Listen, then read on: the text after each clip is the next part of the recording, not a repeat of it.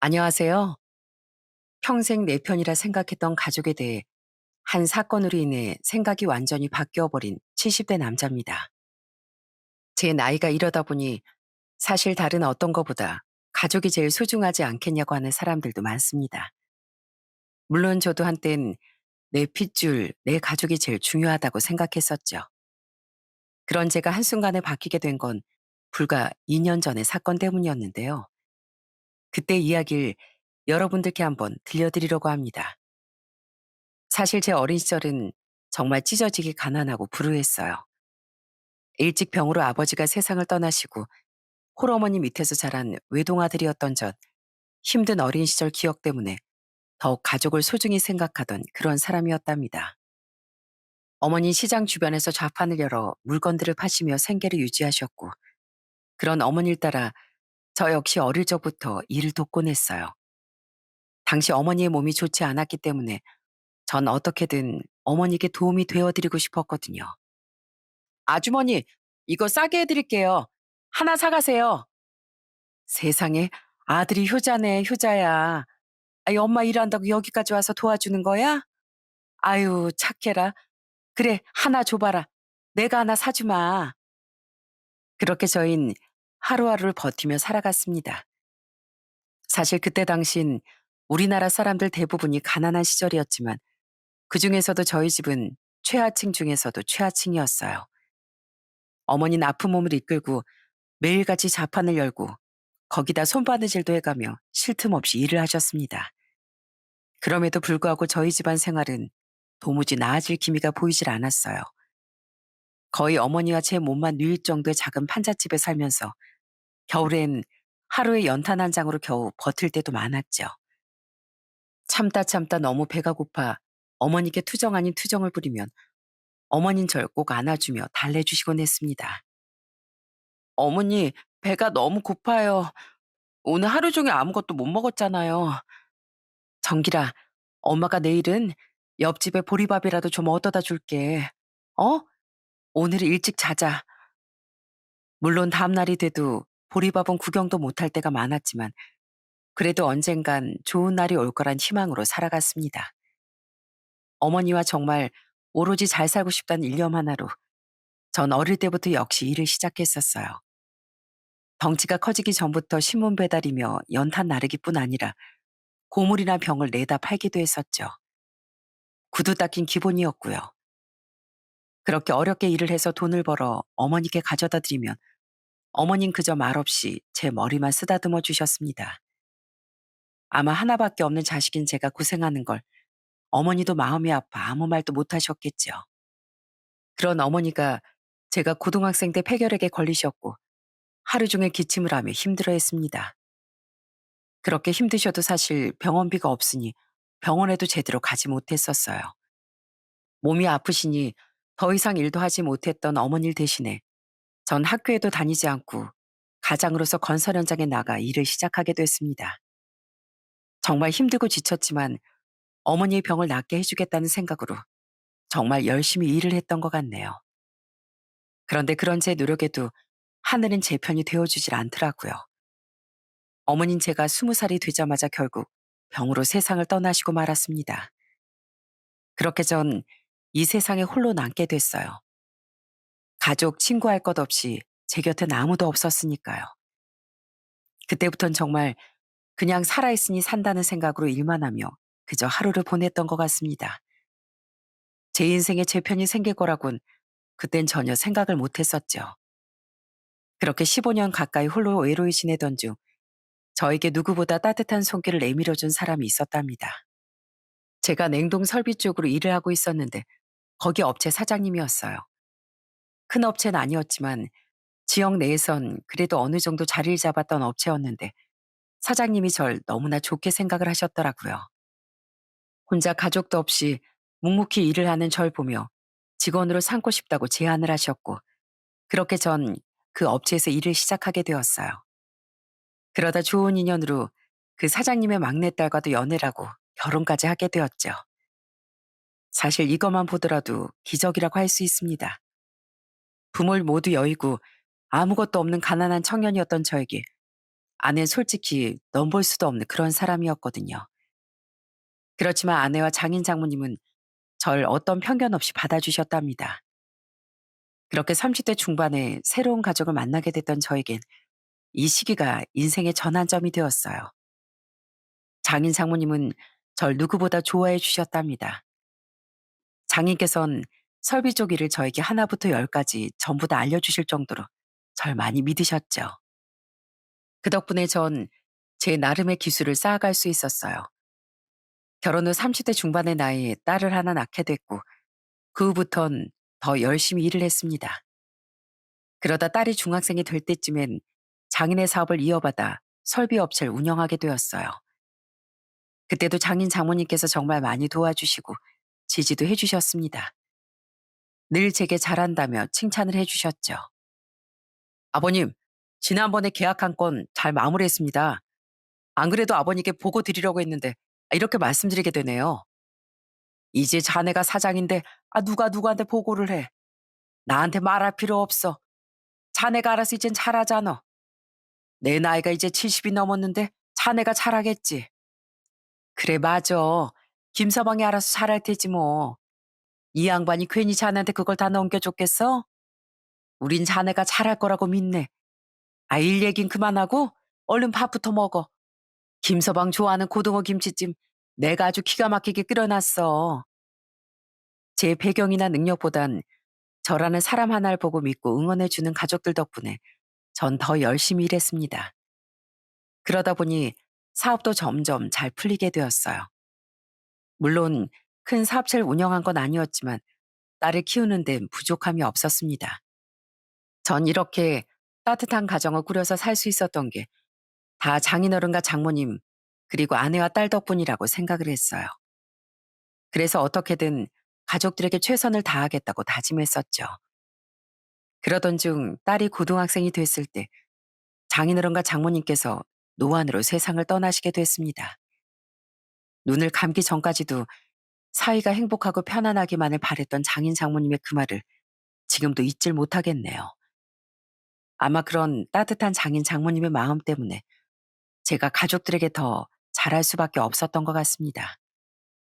특히나 전 누구보다 자식인 딸에게 아낌없는 지원을 했죠. 사실 자식이 고생하며 사는 걸 보고 싶은 부모가 어디 있겠습니까? 그래서 딸이 하고 싶다는 건 뭐든지 어떻게든 지원을 해줬던 것 같습니다. 대학을 졸업할 때까지도 딸아이는 한 번 아르바이트를 해본 적이 없었어요.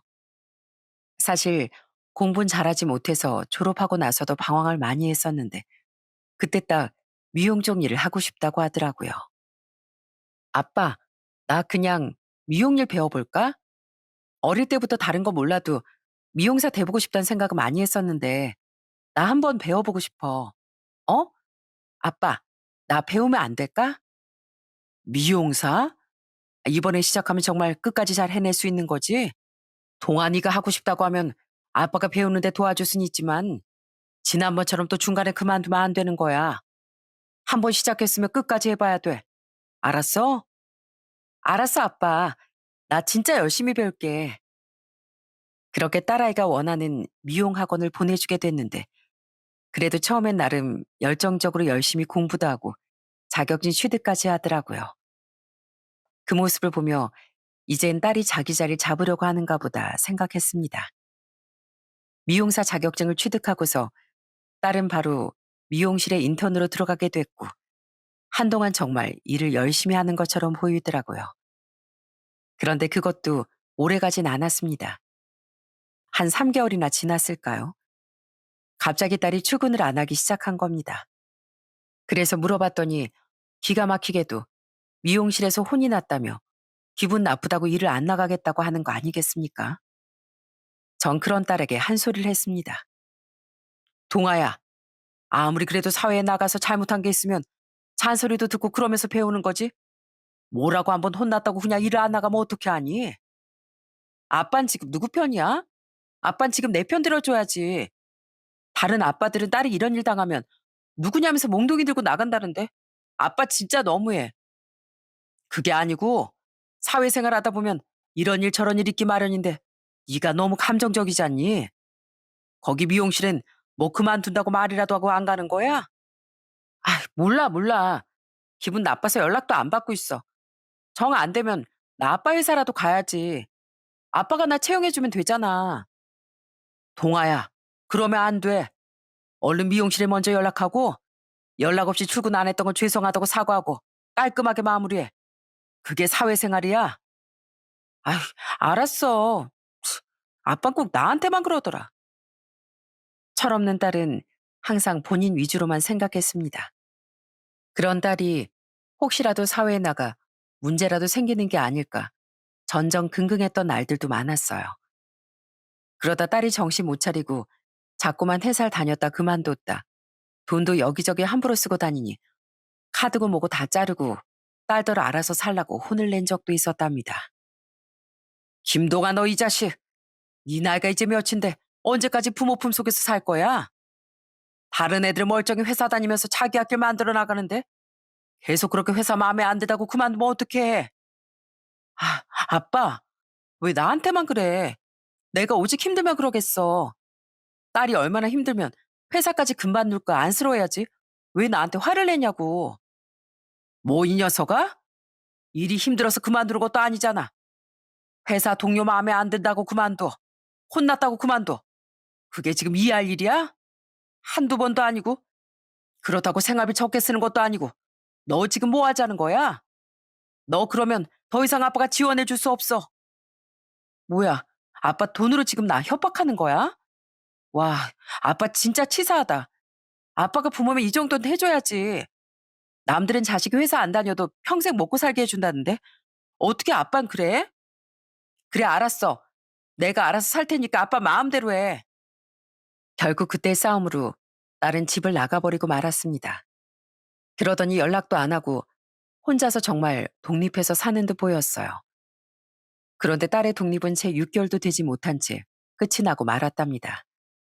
어느 날 집에 갔더니 딸이 거실에 앉아 아내에게 울며 불며 하소연을 하고 있더라고요. 그러더니 퇴근한 절 보고선 울먹이며 딸이 얘기를 했습니다. 너, 너 왜 갑자기 집에 왔어? 아빠, 나 사기당했어. 나 돈 다 잃었어. 어떡해? 뭐? 사기? 아, 그게 무슨 소리야? 어?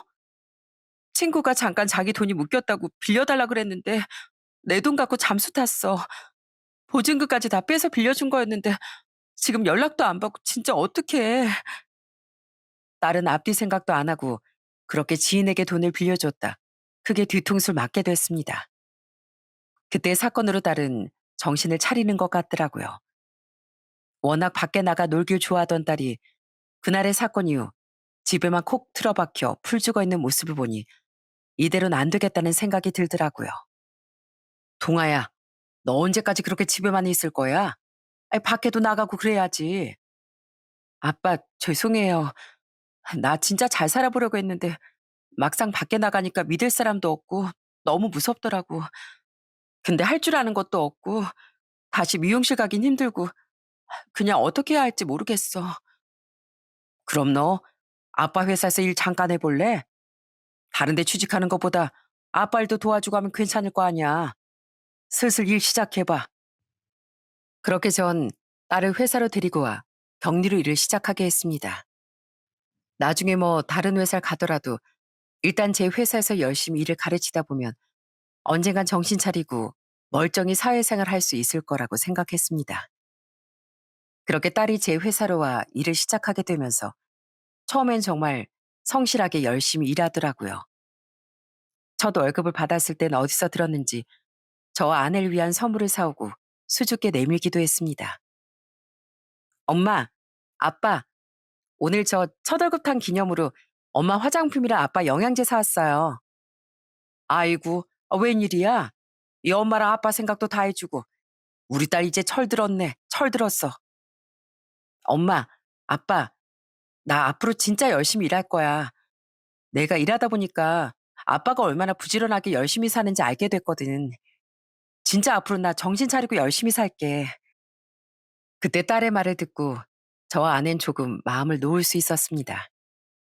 사고 뭉치였던 딸이 그래도 시간은 걸렸지만 이렇게 조금씩 성장을 하고 있구나 생각을 했었죠. 그런 딸이 결혼하겠다고 사위를 데리고 왔을 땐 정말 깜짝 놀랐습니다. 사위는 큰 기업은 아니지만 나름 탄탄한 기업에서 오랫동안 일하던 청년이었고 참 성실하고 건실했어요. 딸과는 다르게 듬직하고 계획적인 사위의 모습을 보며 정말 마음에 들었습니다. 그래, 결혼하면 신혼집 뭐 어떻게 할 생각인가? 알다시피 우리 딸은 사회생활을 많이 한 것도 아니고 모아둔 돈도 별로 없는데 말이야. 그건 걱정하지 마십시오. 제가 모아둔 돈이랑 대출 조금 해서 작게 소형 아파트 전세 마련할 생각입니다. 양가 부모님 도움 안 받고 저희 힘으로 신혼생활하는 게 저희 목표예요. 그러니 전혀 걱정 안 하셔도 됩니다. 그래, 자네 뜻 내가 존중하겠네. 대신 우리도 외동딸이라 혼수 정도는 우리가 한번 준비해보겠네.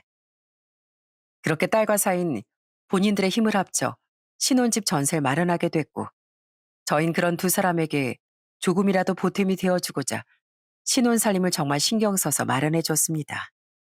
사위는 참 착실했어요. 열심히 회사도 다니고 일도 참 열심히 했죠. 그런데 경기 불황은 사위 회사에도 몰아치기 시작했습니다. 경기가 좋지 않자 사위 회사에서 인원 감축을 시작했고 사위가 그 대상이 되어버린 거였죠. 그때가 딸이 결혼한 지 2년 차가 되던 해였습니다. 한순간에 실직을 하게 된 사인 많이 힘들어 했었어요. 다시 재취업을 하려고 노력했지만 생각보다 일도 잘 풀리지 않았는지 사인 실직했을 때 불과 한 달 만에 살이 쪽 빠지기도 했습니다. 그런 사이가 오랜 고민 끝에 자신이 하고 싶은 일이 있다고 얘기를 한 적이 있었어요. 이서방, 자네 요즘 취업 준비하고 있는 건가? 내가 들어보니까 경기가 많이 좋지 않아서 그런지 취업 시장도 얼어붙은 것 같은데 자네 정도면 그래도 괜찮은 거 소식 들려올 걸세. 너무 힘들어하지 말게나. 감사합니다, 장인어른. 사실 저 다른 일 그냥 해볼까 생각하고 있어요. 다른 일? 아니, 무슨 일? 제가 고깃집을 해보고 싶었거든요. 전부터 장사를 하고 싶었는데 회사에 다니다 보니 그냥 마음속으로만 생각하고 있었는데 이렇게 실직하고 나니까 지금이 때인가 싶기도 하고요. 모아둔 돈도 좀 있고 해서 식당을 하나 차려볼까 생각 중입니다. 사실 사회 말에 저는 참 걱정이 많았답니다. 뭘 해도 열심히 최선을 다하는 사이라는 걸 알고는 있었지만 어디 장사가 쉽겠습니까? 그렇지만 취직도 잘 되지 않는 상황에 뭐든 하려고 노력하는 사위에게 힘이 되어주고 싶더라고요. 제가 어려울 때 먼저 손을 내밀어준 장인어른과 장모님이 떠오르기도 했고요. 그래서 사위가 식당을 창업하겠다고 했을 때 전 5천만 원을 지원해주게 되었죠. 그렇게 지원해주자 딸과 사위가 얼마나 고마워했는지 모릅니다. 장인어른 정말 감사합니다. 어떻게 시작해야 하나 솔직히 막막했는데 저한테 정말 큰 도움이 됐습니다. 정말 감사합니다. 제가 이 은혜는 평생 잊지 않겠습니다. 아빠 고마워. 역시 우리 아빠. 아빠 아니었으면 우리 진짜 큰일 날 뻔했어. 정말 고마워 아빠. 고맙긴. 니들이 앞으로 힘내서 열심히 살아주면 난 그걸로 됐다. 대신 정말 열심히 해야 돼. 처음엔 정말 사이가 열심히 가게를 운영하더군요. 딸도 일이 끝나면 바로 사이 가게로 달려가 도와주고 딸과 사이가 서로 으쌰으쌰 어떻게든 살아보려고 하는 모습이 참 예쁘게 보였습니다. 그래서 저와 아내도 자주 사위 가게 가서 팔아주기도 했어요. 이서방, 고기가 참 맛있네. 재료가 좋아서 그런가? 그냥 아무것도 안 찍고 먹어도 아주 고소하고 맛나. 앞으로 정말 잘 되겠어. 아버님, 정말 감사합니다. 앞으로 진짜 열심히 제가 잘 운영해 보겠습니다. 그래, 초심만 잃지 않으면 되네. 이서방 자네 그 끈기랑 부지런함이면 뭐든 잘 해낼 걸세. 그렇게 전 개업식을 할 때도 돈도 많이 준비해주고 응원도 하고 주변에 홍보도 해주며 사위의 가게가 잘 될 수 있도록 나름의 노력을 했습니다. 그러다 보니 장사도 시간이 지날수록 잘 되기 시작하더라고요.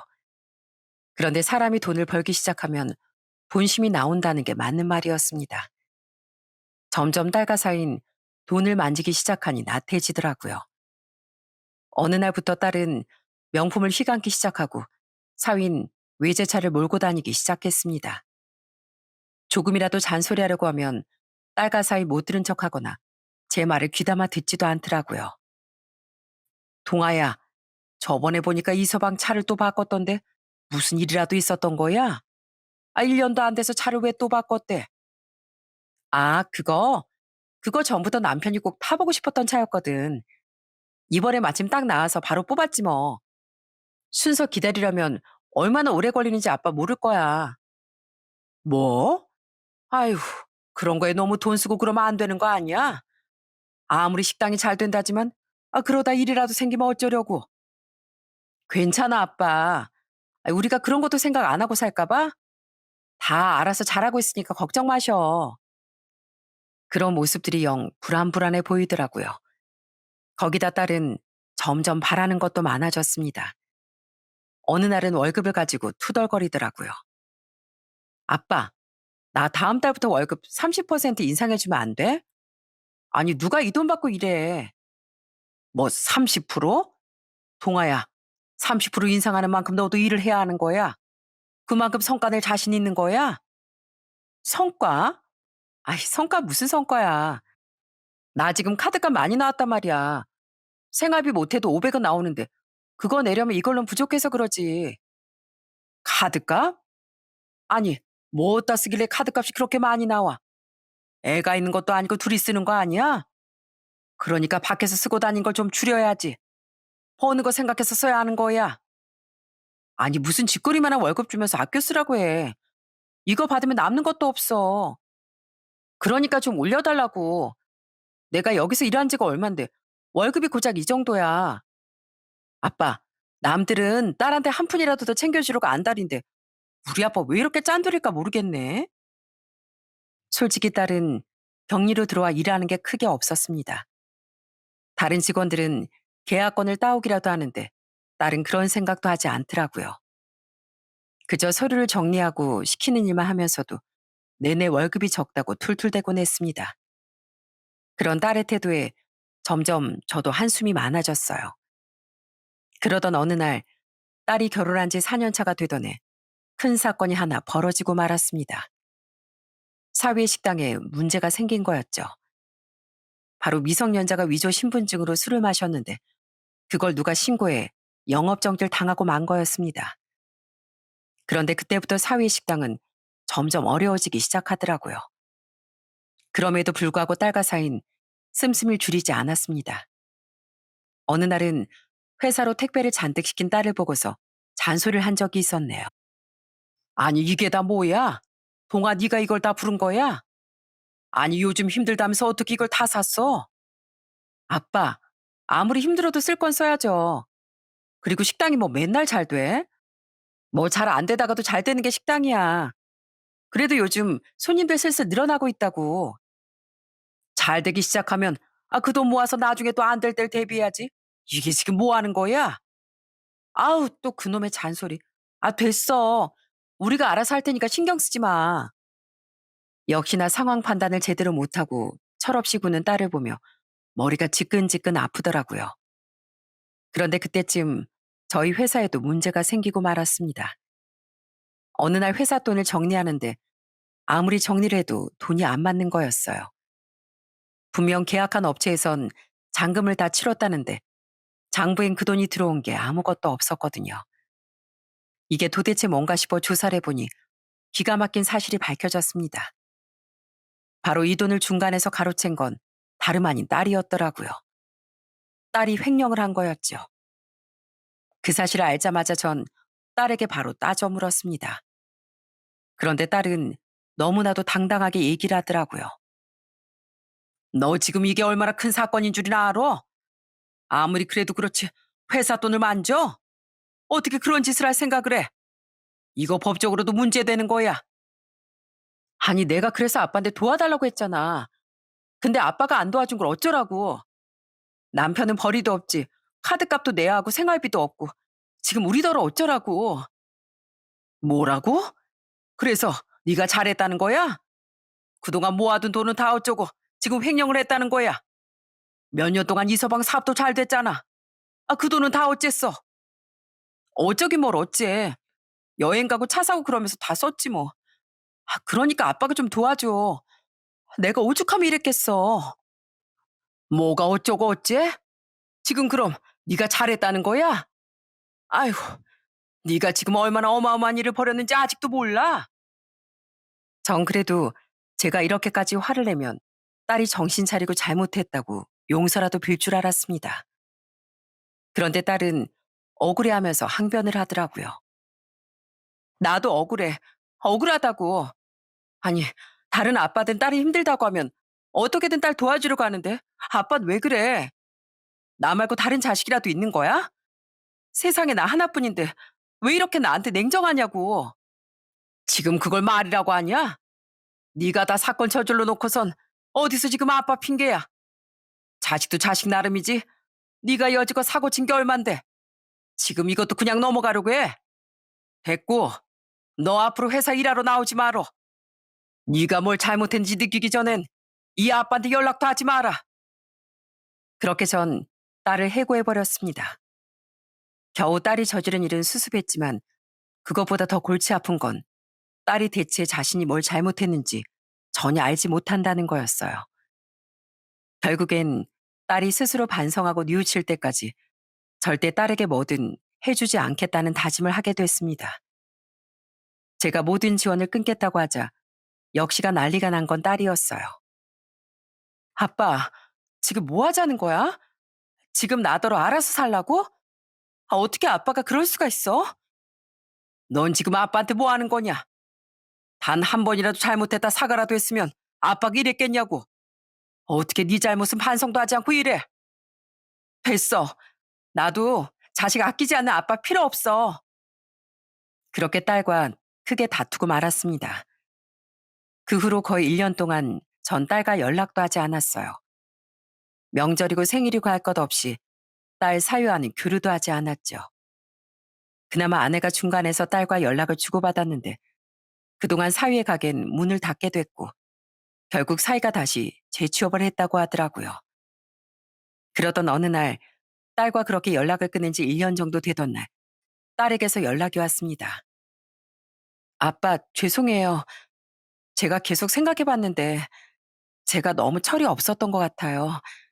저희 진짜 많이 반성하고 뉘우쳤어요. 남편도 다시 취업했고요. 1년 동안 연락 한 통 없다가 갑자기 왜 이제야 죄송하다고 하냐. 저희 스스로 살다 보니까 진짜 힘들더라고요. 아빠 도움 없었으면 우리가 여기까지 잘 지내지도 못했을 거였는데 제가 그걸 몰랐어요. 아빠 죄송해요. 제가 앞으로는 정말 잘할게요. 그러니까 한 번만 용서해 주세요, 아빠. 잔뜩 풀이 죽은 채 저에게 사과하는 딸의 목소리를 들으니 저도 영 마음이 좋지 않더라고요. 그 후부터 딸이 계속 사이랑 집으로 찾아오더라고요. 갑자기 태도를 바꾼 딸과 사이의 행동에 전 무척 당황스러웠습니다. 주말이 되면 언제 그랬냐는 듯 딸과 사이는 저에게 살갑게 굴었거든요. 아빠, 엄마, 저희 왔어요. 아직 식사 전이시죠? 동네에 맛있는 곱창전골 맛집이 있어서 같이 먹으려고 포장해 왔어요.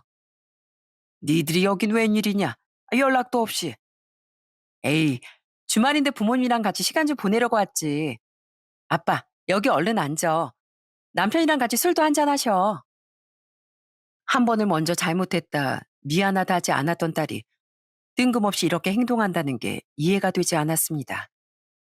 그런데 나중에 아내에게 애들이 왜 이러냐고 물어봤더니 아내가 한숨을 푹 쉬며 딸에게 있었던 얘기를 해주더라고요. 저와 1년 동안 연락을 안 하면서 딸과 사위에겐 정말 많은 일이 있었던 모양이었습니다. 심지어 최근엔 전세금을 올려달라는 집주인의 말 때문에 딸과 사위가 스트레스를 정말 많이 받고 있다더군요. 여보, 내가 보기엔 그래도 동아 많이 반성한 것 같은데 그러지 말고 동아랑 연락도 하면서 얘기도 좀 들어봅시다. 그래도 하나밖에 없는 딸이 힘들다는데 언제까지 그렇게 냉정하게 굴 거야. 아휴, 그러게 왜 그렇게 말도 안 듣고 그랬던 거야 대체. 그래서 많이 힘들대? 몰라. 뭐 자세히 얘기 안 하는데 전세금 못 주면 집 나가야 되나 보더라고. 아휴, 힘들다고 하소연을 하는데 나도 짠해 죽겠어. 아내의 말에 전 착잡한 생각이 들었습니다. 힘들어하는 하나밖에 없는 딸을 도와줘야 할지 말지 참 고민이 되더라고요. 딸에게 슬쩍 이 얘기를 꺼내니 딸은 그제서야 속상해하며 제게 부탁을 하더군요. 아빠, 나 진짜 반성 많이 했어. 정말 아빠 도움 없이 살다 보니까 우리가 사는 게 너무 팍팍하고 힘들더라고. 아빠가 우리 반성하라고 그렇게 화를 내신 거구나 싶고 내가 얼마나 잘못했는지 알았어.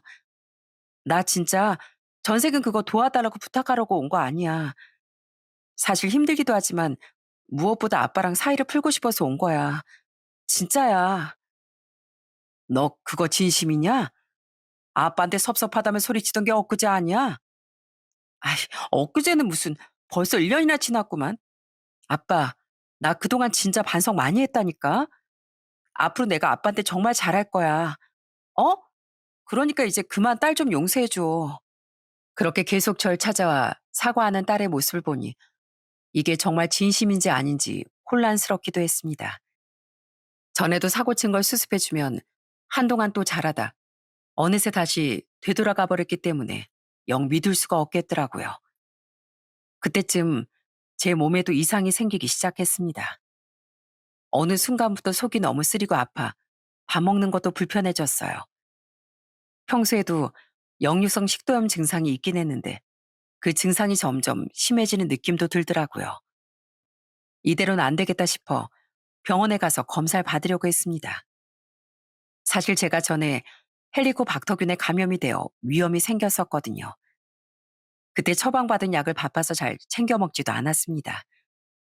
아마 그것 때문에 더 위험이 심해진 게 아닐까 싶어 정밀 검사를 받기로 했죠.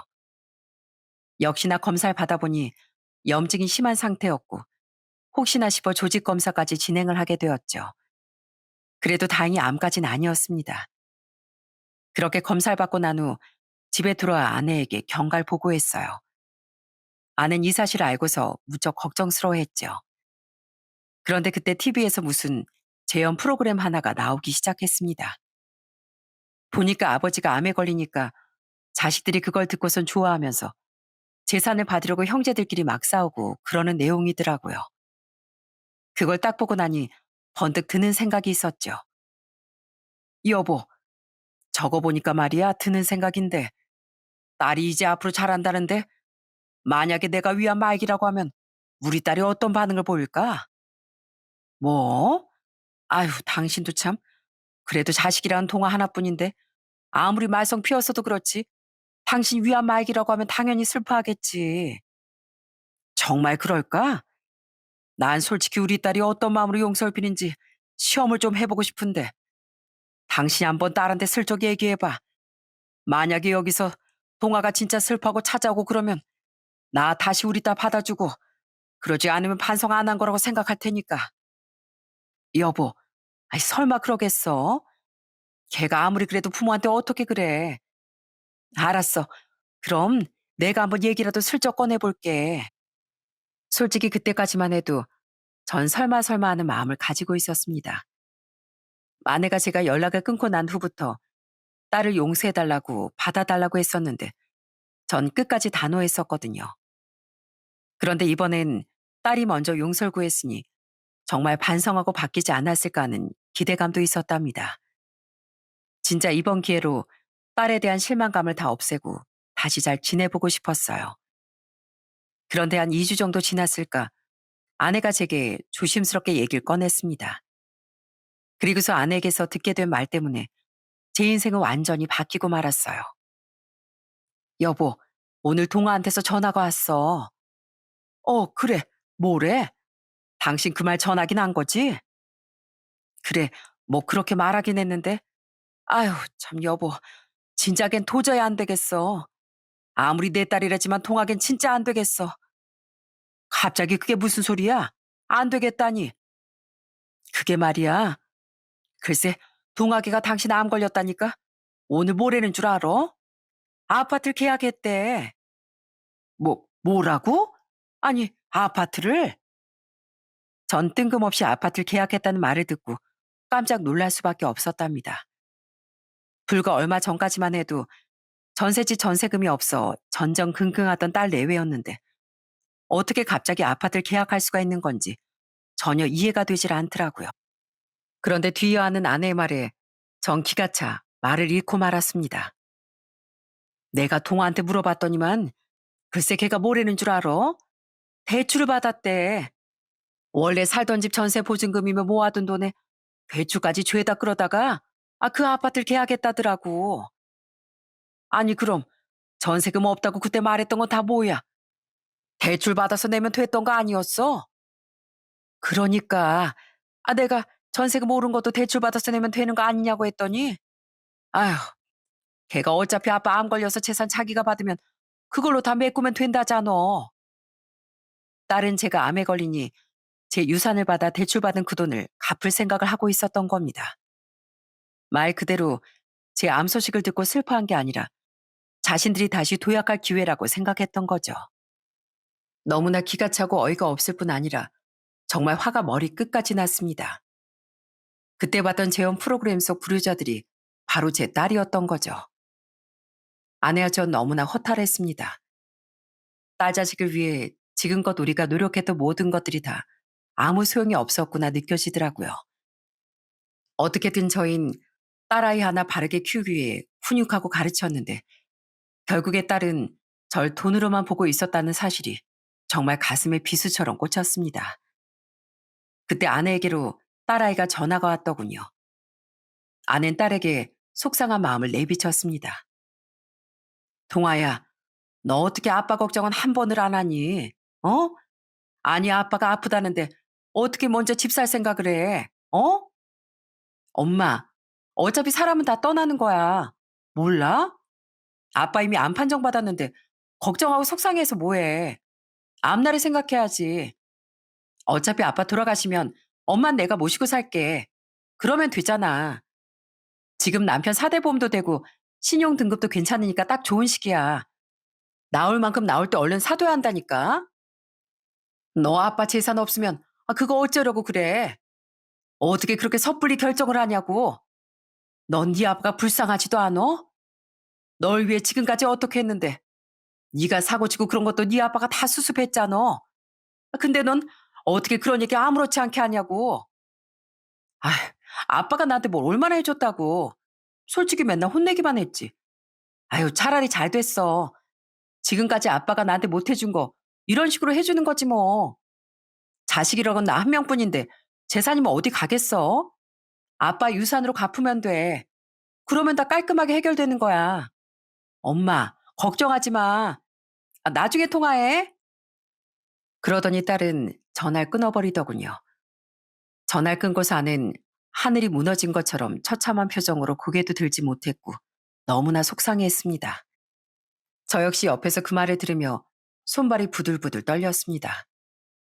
지금이야 이렇게 아무렇지 않게 글로 써내려갈 수 있지만 얼마 전까지만 해도 전 그때 생각만 하면 자다가도 벌떡 일어날 정도로 너무 화가 났었어요.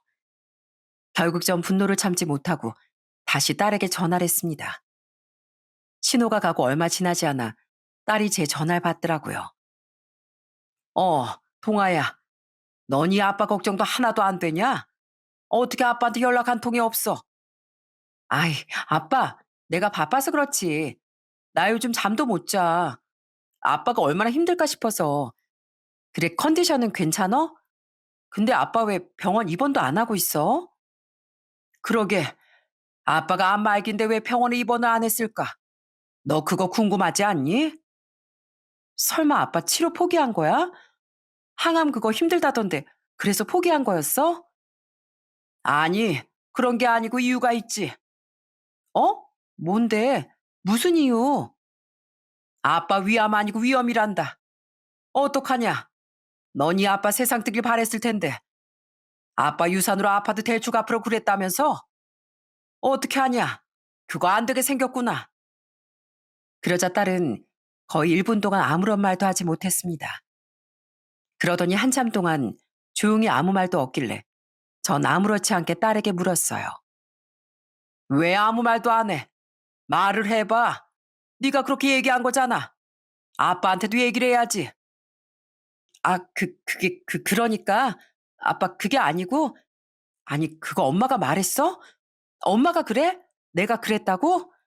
아니, 그게 아니고, 근데 아빠 진짜로 암이 아니야? 진짜 위암 아니래? 그래, 위암 아니고 위험이야. 뭐 진단서라도 보내주리? 그러자 전화기 너머로 큰 한숨이 들려왔습니다. 그러더니 딸은 울먹이며 얘기를 하더라고요. 진짜, 나 어떡해? 나 진짜 남편한테 뭐라고 말해? 아빠, 진짜 위암 아니라고? 아니, 아빠 암인 줄 알고 다 계획한 거였는데, 진짜 5억이나 받았는데 이걸 어떻게 해? 아빠 진짜 그러면 어떻게 하냐고. 우리 남편 월급 300밖에 못 받는데, 거기서 대출금이랑 생활비 쓰면 남는 것도 없어. 파산이야, 파산. 근데 그걸 왜 이제야 말해? 뭐, 이제 말해? 넌 지금 딸이란 애가 그게 할 소리야? 어떻게 아빠가 암이라는데 아파트 계약을 해? 아빠 유산으로 그 돈을 갚을 생각을 하냐고. 너야말로 그게 말이나 된다고 생각하냐? 아니, 그게 아니라 난 그저 미래를 위해서. 미래? 부모 유산만 바라는 네가 무슨 미래가 있어? 네 마음 잘 알았으니까 앞으로 아빠한테 다신 연락하지 마라. 알았어? 오늘부로 너 내 딸 아니야. 정말 너 하나 키우느라 엄마랑 아빠가 얼마나 뼈 빠지게 고생했는지 네가 알아? 앞으로는 엄마랑 아빠 둘이서만 인생 살 테니까 너도 그렇게 알아. 아빠, 아빠. 그렇게 전 딸의 전화를 끊어버렸습니다. 계속 딸에게서 전화가 왔지만 전 절대 받지 않았어요. 모든 사실을 알게 된 딸과 사인 아예 저희 집까지 찾아왔더라고요. 저희가 문을 열어주지 않자 문 밖에서 애걸복걸 빌기 시작하더군요. 동네 주민들에게 민폐일까 싶어 문을 열어줬더니 딸과 사인 다급하게 집 안으로 들어와 무릎을 꿇고 변명을 하기 시작했습니다. 아버님, 그게 아니라요. 그게 저희들도 정말 속상했습니다. 아버님은 아시는지 모르겠지만 저희 꼬박 밤새울 정도로 잠도 못 잤어요. 그렇지만 아무리 그래도 현실적인 부분도 생각해야 하지 않겠습니까? 아버님이 혹시라도 떠나시면 어머님 혼자 남게 되시고 그러면 저희가 또 어머님도 책임져야 하니까 그래서 그런 겁니다. 헛소리들 하지 말어. 여태껏 살다 보니 힘들고 어려웠다면서 용서해달라는 애들이 내가 아프단 소리 듣자마자 집을 사? 그게 누가 봐도 속이 뻔하지. 아무리 도와줘도 도움받은 줄 모르는 뻔뻔한 애들이랑은 나 더 이상 상종 못해. 앞으로 니들은 내 사위 딸이라고 생각 안 할 테니까 당장 나가.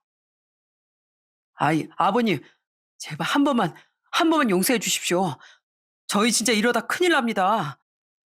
사위는 눈물까지 글썽일 정도로 빌고 또 빌었지만 전 눈길조차 주지 않았습니다.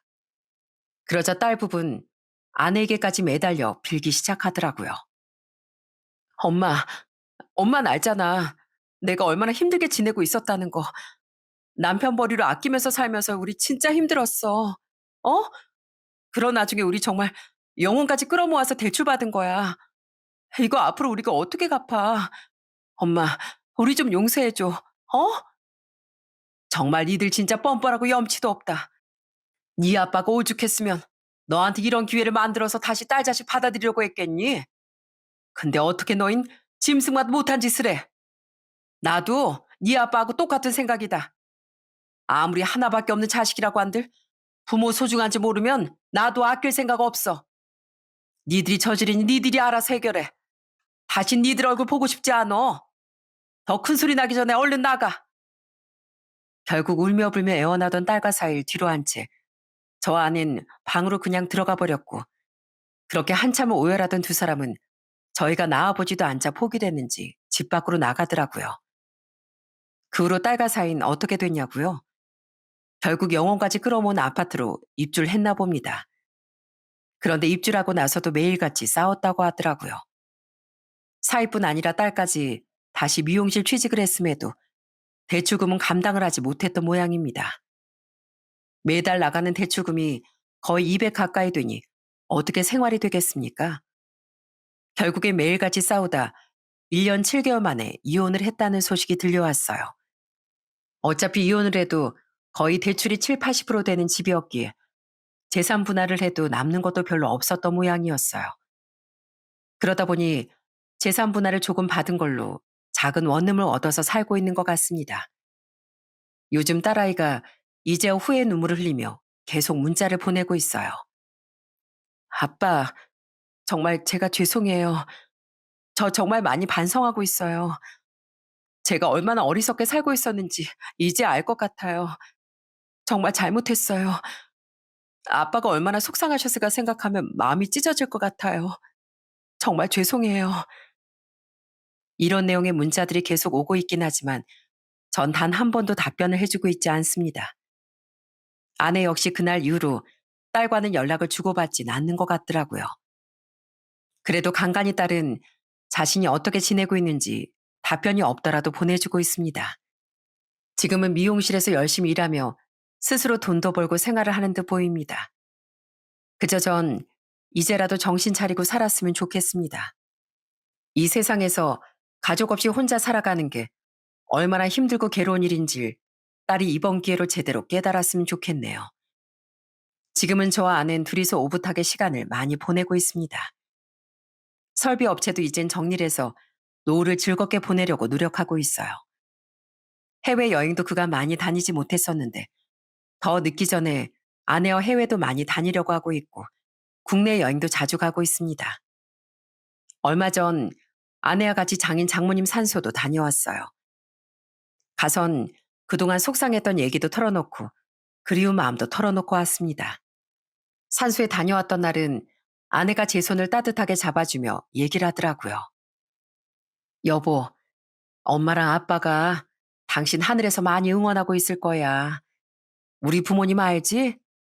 누구보다 당신을 진짜 믿고 의지했던 거. 당신 이렇게 힘들어하면 우리 엄마 아빠가 제일 걱정 많이 하실 거야. 그러니 우리 앞으로 힘내서 남은 인생 행복하게 잘 살아보자고. 알았지? 그래 여보. 내가 그동안 못해준 거 당신한테 다 해줄게. 그렇게 저흰 서로를 의지하며 하루하루를 잘 지내고 있습니다. 이제 제 나이가 70이 넘다 보니 한 달에도 여러 번의 장례식에 가게 되네요. 친구가 세상을 떠나고 친구 아내가 세상을 떠나고 지인들의 소식들도 많이 들려옵니다. 그러다 보니 요즘 많이 걱정되는 게 아무래도 건강인 것 같네요. 예전엔 저도 살면서 제일 중요한 게 돈이라고 생각했던 때도 있었답니다. 그런데 이 나이를 먹고 나니 돈보다 더 중요한 게 건강이더라고요. 아무리 부자고 돈이 많다 한들 건강이 나쁘면 그게 아무 소용이 없는 것 같으니까요. 그러니 여러분들도 무엇보다 건강을 많이 생각하셨으면 좋겠네요.